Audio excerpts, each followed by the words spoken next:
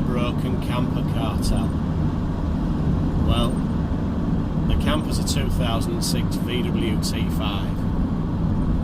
2.5, 5-cylinder, 6-speed. So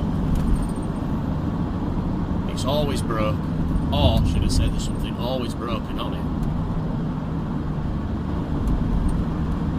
Kamper, self-explanatory, it's a camper van. And the cartel, because it's criminal the amount of money that has been spent on this thing over the last 5 years. I bought the van off a friend of mine. His sister originally bought the van. It was a one-owner thing.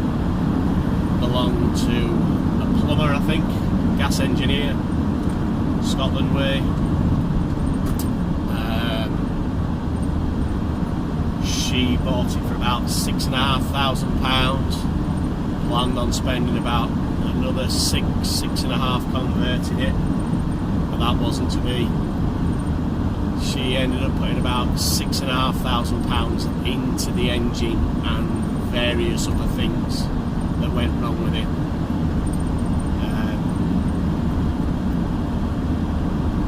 The guy that sold her the van, not the plumber, the gas engineer, should I say, some trader, must have been absolutely ruthless, because the van was an absolute nail. It was a complete dog. He took advantage of her with the deal, and she ended up spending a fortune on it. She did convert it of sorts on a budget. Her and a partner, they did really well.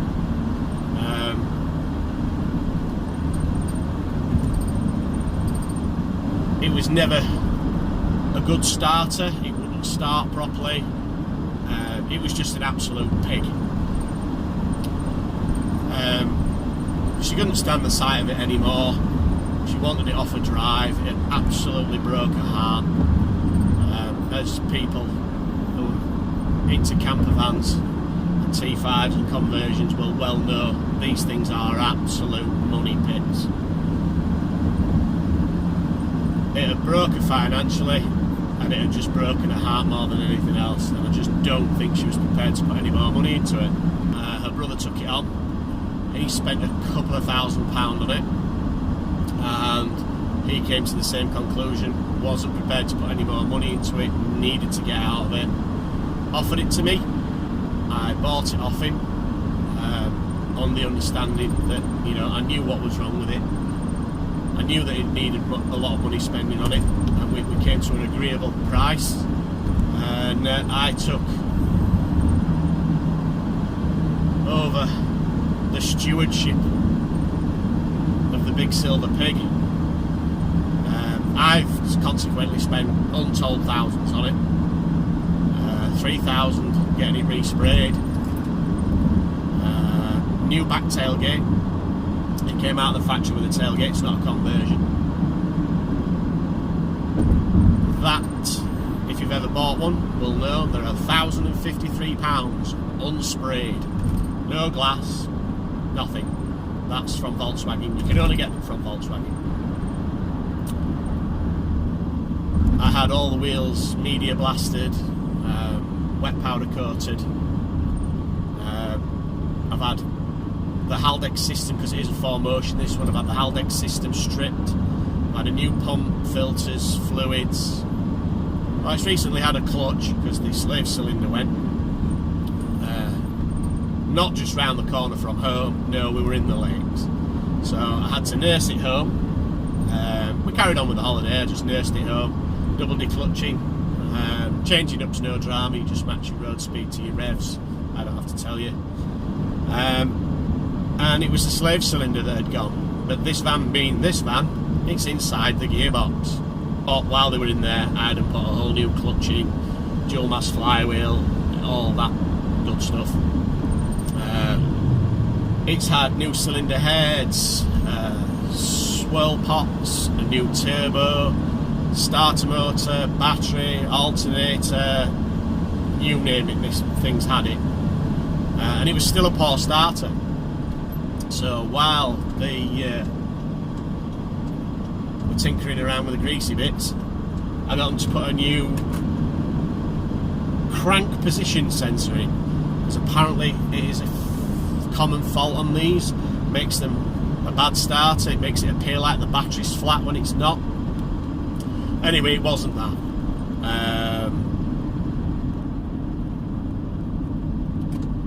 Which we thought it was, but I'm glad I had it done, because the van does perform better.